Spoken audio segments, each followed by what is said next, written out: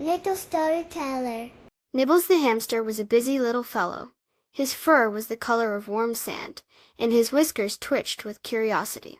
His home was a cozy cage, filled with soft wood shavings and a bright red spinning wheel. One sunny morning, Nibbles had a wonderful idea. He scurried around his cage, his tiny paws patting softly on the wood shavings. He gathered his favorite treats, shiny black sunflower seeds, and smooth, colorful pebbles. Nibbles loved sunflower seeds more than anything. He also found little bits of twig and stiff blades of grass. Using his clever paws and teeth, Nibbles began to build. He pushed the twigs together, wove the grass to hold them, and used the pebbles as tiny weights. Slowly, carefully, a small wooden box with a little opening started to take shape. Inside, he created a clever system of tiny levers made from the grass. Finally, his wonderful invention was ready. It was a miniature vending machine. Nibbles carefully placed a pile of sunflower seeds inside the top of the little box.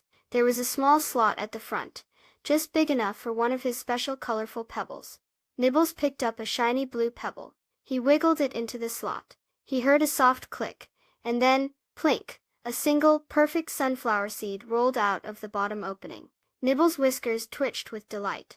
It worked. He had built a machine that gave him his favorite treat whenever he wanted. Soon, Nibbles' friend, Pip the gerbil, came to visit. Pip had soft brown fur and bright, curious eyes. He watched as Nibbles put a pebble in his machine and got a sunflower seed. "Wow!" squeaked Pip. "How did you do that?" Nibbles puffed out his cheeks proudly and showed Pip how his clever machine worked.